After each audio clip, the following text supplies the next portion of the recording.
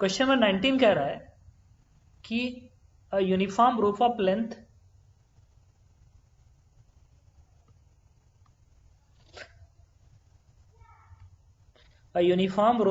L mass m placed in the frictionless fixed wedge as shown. Both ends of the rope are the same horizontal level. The rope is initially released from rest. Then magnitude of initial acceleration of rope is. ठीक है, तो इसका पता करना है। तो ये रोप ना यूनिफॉर्म रोप है। यूनिफॉर्म रोप का मतलब होता है कि मास पर यूनिट लेंथ सेम है। मास पर यूनिट लेंथ सेम है, मतलब इस रोप का जो मास पर यूनिट लेंथ है, यहाँ लिख रहा हूँ dm/dl, ये है सेम, जिसमें द लैम्डा। अब पता करना है कि इसका एक्सेलरेशन क्या होगा। तो इतने पार्ट, सपोज करिए जो हाइट है, इस हाइट को मैंने h मान लिया, h, तो ये एंगल क्या आएगा, ये जो एंगल आएगा ये एंगल अल्फा है ना, तो अल्फा बनेगा।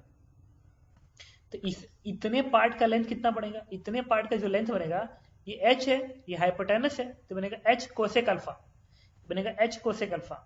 तो ये लेंथ हो गया h कोसेक अल्फा। तो इधर का जो मास होगा, अगर इसका मास मान लो m1 है, m1, तो इधर का फोर्स क्या आएगा, m1g साइन अल्फा। और इतने का पार्ट का मास मान लो m2 है, तो इतने पार्ट का वेट कितना आएगा, m2g साइन अल्फा। अब एक काम करते हैं, m1 की वैल्यू प्लेस करते हैं। m1 क्या है, इतने पार्ट का मास। तो m1 को आप क्या लिखोगे, ये लिखोगे मास पर यूनिट लेंथ कितना है, लैम्डा, तो लैम्डा मल्टीप्लाई बाई ये डिस्टेंस। अगर ये h है, ये अल्फा है, तो ट्रिग्नोमेट्री के सहायता से तुम प्रूफ कर सकते हो कि ये लेंथ आएगा h cosec alpha, h cosec alpha.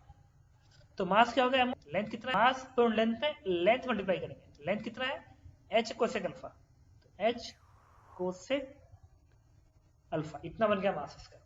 अब इस मास की वैल्यू उठा के इसमें प्लेस कर दो, इस m1 की जगह पे, तो ये पूरी वैल्यू देखो कितनी आएगी, ये आएगी m1g साइन अल्फा बराबर m1 की जगह पे इसको रख दो, तो lambda h cosec alpha into G sine alpha. अब साइन अल्फा कोसेक अल्फा 1 हो जाएगा, तो पूरी वैल्यू क्या आ गई, लैम्डा एच जी आ गई।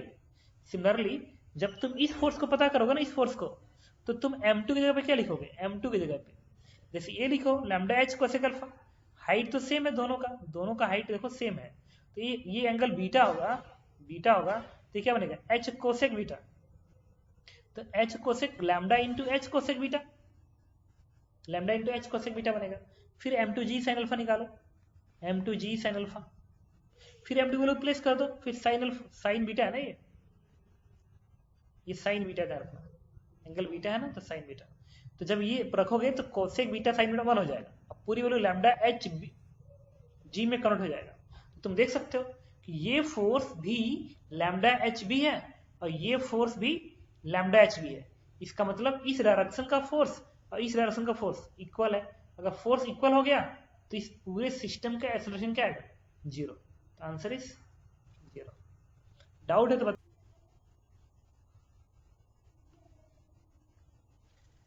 ये जो फोर्स है, इतने पार्ट का जो फोर्स है वो कितना है, m1g साइन अल्फा है। तो मुझे इस फोर्स को पता करना था, ये फोर्स कितना है। तो m1 तो तुमने निकाल लिया। अब इस फोर्स से कैसे पता चलेगा, जब g साइन अल्फा मल्टीप्लाई होगा, तो पूरा पूरा अच्छा हाँ फोर्स ठीक बराबर है किसके आ सर। गया, इसके। ठीक है, यस सर।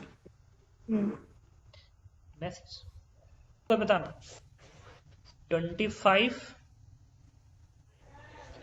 26, 27।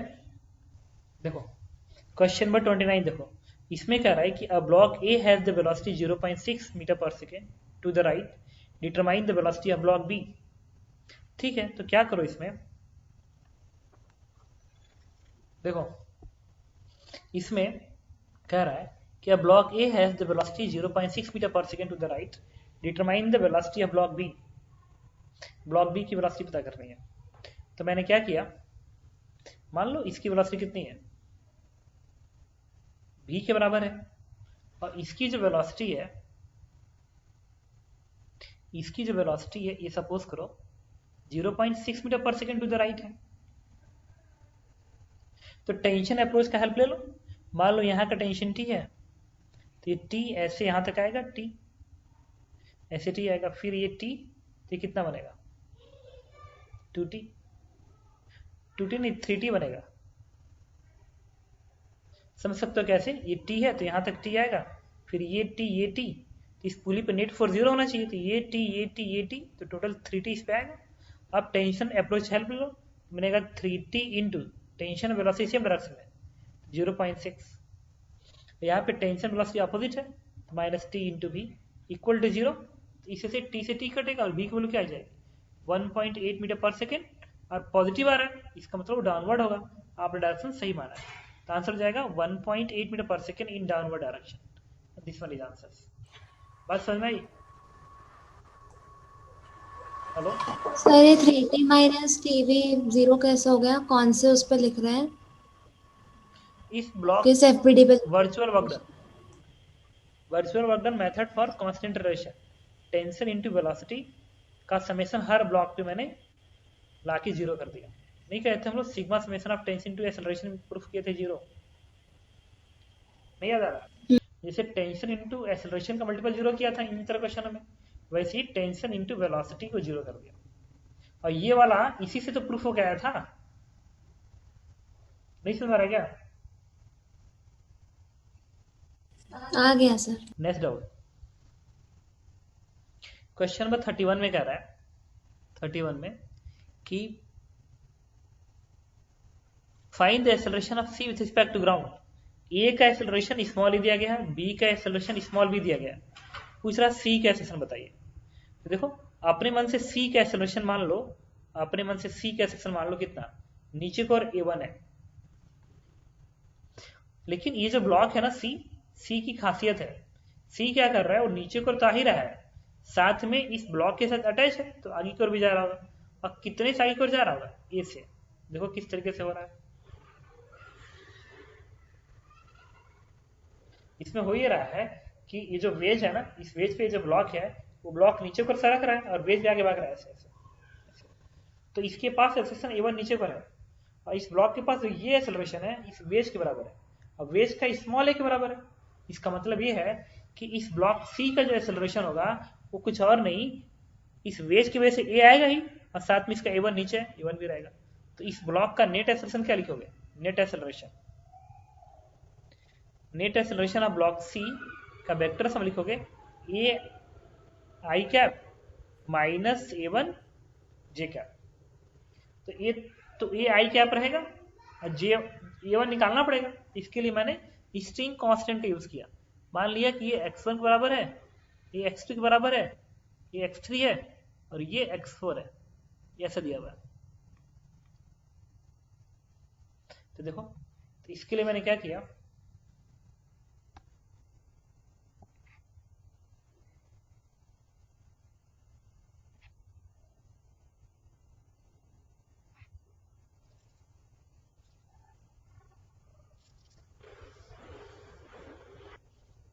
तो मैंने इस पे क्या किया, लिखा x1 plus x2 plus x3 plus x4,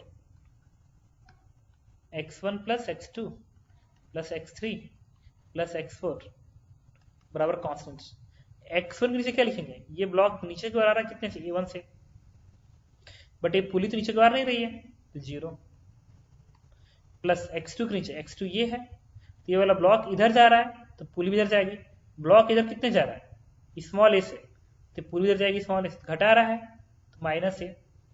ये ब्लॉक बी से इधर जा रहा है, तो इससे पुली जो अटैच इसके ऊपर है, क्योंकि ये इधर जा रहा है बी से, तो पुली इधर जाएगी बी से, फिर घटा रहा है तो माइनस बी। अब बात करेंगे x3 पे, x3 में ना तो इसका सेंटर नीचे आ रहा है ना इसका सेंटर ऊपर जा रहा है, रस्सी के डायरेक्शन में, तो 0 प्लस 0। अब बात आ गया x4 पे, x4 पे क्या है कि ये जो पुली है वो इधर जाएगी, क्यों, बिकॉज ऑफ ये ब्लॉक इधर जा रहा है बी से, तो घटा रहा है, तो क्या लिखेंगे माइनस बी। और x4 इसके साथ अटैच है ना, तो ब्लॉक ए भी इधर जा रहा है कितने से, ए से, तो कम कर रहा है तो माइनस ए। x4 आ गया इक्वल टू 0। इससे क्या आएगा, a1 की वैल्यू आ जाएगी, a1 की वैल्यू ये माइनस से इधर भेज दो, तो बनेगा twice of A plus twice of B.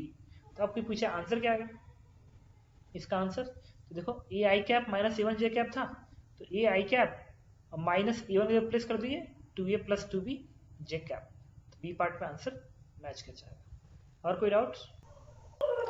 Mic बंद करना। क्वेश्चन नंबर 35 बता रहा हूँ, इसमें कह रहा है कि two masses small m capital R are attached to the string as shown in the figure. If the system is in equilibrium, then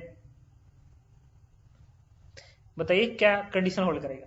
तो मान लो यहां का टेंशन T है और बाई सिमेट्री, मैं तुम्हें एक चीज बताता हूं, बाई सिमेट्री ये एंगल 45 है ना, तो भी 45 है, तो ये भी टेंशन T ही आएगा। इसका mg ऐसे दिखा दो, तो देखो ये वाला एंगल 45 ही बनेगा। वो इसमें ना वाई डायरेक्शन फोर्स बैलेंस कर दो, वाई डायरेक्शन इस पार्टिकल पे क्या लिखोगे, टी का साइन 45, टी साइन 45 डिग्री, और इसका भी कंपोनेंट वाई में टी साइन 45 आएगा, तो ट्वाइस mg बैलेंस करेगा, तो माइनस mg बराबर 0। तो इससे ठीक है, टी की वैल्यू क्या आएगी, mg/√2 आएगी। क्यों, ये 1/√2 है ना, तो √2 आएगा, mg/√2। अब यही बात इस पे करेंगे, इसकी बड़ी बनाओ। तो यहाँ का टेंशन T1 तुम इधर दिखाओ, और यहाँ का फोर्स तुम T ऐसे दिखाओगे, और ये वाला वेट mg तुम ऐसे दिखा दो, कैपिटल mg। लेकिन इसमें क्या होगा कि ये 45 डिग्री है, तो ये जो एंगल आएगा ना, ये वाला एंगल, ये भी एंगल 45 डिग्री बनेगा, 45 डिग्री, बट ये टेंशन आपके पास T हो जाएगा। फिर इस पे क्या करो, x में फोर्स बैलेंस करो, x में इस T को पहले हटाने दो।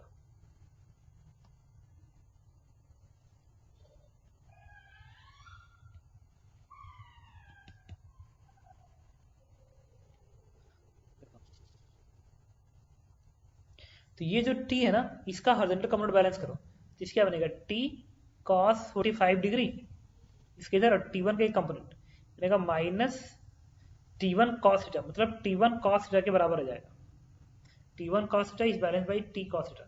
इस पे y में फोर्स बैलेंस कराओ, यहाँ से क्या आएगा, T1 sin थीटा बराबर T का ये वाला component y, it is T sin 45 degree, mg नीचे कैपिटल mg। ठीक है, अब इस क्वेश्चन में यहां से T की वैल्यू इस पे मासी से एक बार चेक कर लीजिए बराबर है कि नहीं, देन ओके। इसमें मास का एक रिलेशन होना चाहिए तभी जाके आएगा, अदरवाइज नहीं आ पाएगा। तो चेक कर ही लेते हैं। यस सर, वो नहीं आ रहा था इस T को उठा के यहाँ प्लेस करो, तो ये बनेगा mg/√2, mg/√2 का cos 45 और लगेगा इसमें, ये √2 और बना देगा, और ये क्या है, T1 cos थीटा है। ठीक है, तो तुम क्या कर सकते हो, तो ये वैल्यू क्या आएगी, T1 cos थीटा की वैल्यू आ गई, T1 cos theta is mg/2, और यहाँ से देखो T1 sin थीटा बराबर T की वैल्यू क्या है, mg/√2 है, और ये 45 है, तो क्या आएगा, ये भी आएगा mg/2 आ जाएगा, प्लस कैपिटल mg। अब तुम इसको इसे डिवाइड कर दो, तो इससे बनेगा tan theta is equal to ये इसे डिवाइड होगा, तो बनेगा 1 प्लस mg/2 इसको डिवाइड होगा, प्लस ये वाली वैल्यू g से g डिवाइड होगी, क्या बनेगा 2 कैपिटल m, ये कैपिटल m है ध्यान रखना, 2 capital m divide by small m, this one is the answer. ये आंसर होना चाहिए, तो ये किसी भी ऑप्शन में नहीं है, बट आंसर यही होगा। अदरवाइज उनको बताना पड़ेगा कि स्मॉल m, कैपिटल m और स्मॉल m में क्या रिलेशन है। नेक्स्ट डाउट, क्वेश्चन नंबर 38 में कह रहा है calculate the acceleration of block B in figures assuming the surface and pulley P1 and P2 are frictionless. कह रहा है इस ब्लॉक का एक्सेलरेशन, इसका एक्सेलरेशन बताइए। तो हम लोग लॉज ऑफ मोशन में क्या करते हैं, सबसे पहले हम लोग मानते हैं इसका एक्सेलरेशन a1 है, इसका a2 है, फिर इस पे a बराबर ma लिखेंगे, फिर इस पे a बराबर ma लिखेंगे, और कांस्टेंट रिलेशन मान देंगे, आंसर आ जाएगा। जैसे देखो मान लो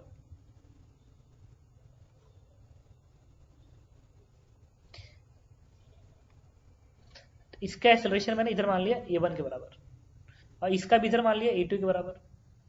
इसकी एबिडी बनाओगे तो मान लो टेंशन T है, यहाँ टेंशन T है, तो ये T, तो ये T, तो ये T, तो ये क्या बनेगा 2T बनेगा, और ये T ऐसे आएगा तो यहाँ पे भी T बनेगा, और ये T, तो ये क्या बनेगा अगेन, ये अगेन क्या बनेगा 2T बनेगा, क्योंकि ये भी T है, ये भी T है। इस पे फोर्स इक्वेशन क्या बनेगा, इस पे force equation F minus 2T बराबर F माइनस 2T बराबर 2m into a1, question number 1। इस पे फोर्स इक्वेशन लिखो, तो इस पे फोर्स कौन है, 2t और t, 3t है ना, तो 3t बराबर क्या लिखोगे, मास 4m into A2। Number 2, but दो इक्वेशन 3 उन्होंने है, क्या करेंगे, कांस्टेंट टेंशन बनाएंगे। टेंशन के अप्रोच का हेल्प ले लो, ये A1 इधर है, ये 2t इधर है, तो क्या बनेगा माइनस 2t इंटू A1, और ये 2t और A2 एक डायरेक्शन में है, तो क्या बनेगा, और A2 भी उधर ही है, तो 3t into A2, 2t plus t, 3t into A2 equal to 0, तो t से t कट गया, इक्वेशन क्या बन गया, 2A1 बराबर 3A2। नाउ तीन इक्वेशन, तीन सॉल्व कर दो, आंसर हो जाएगा। Any other doubts?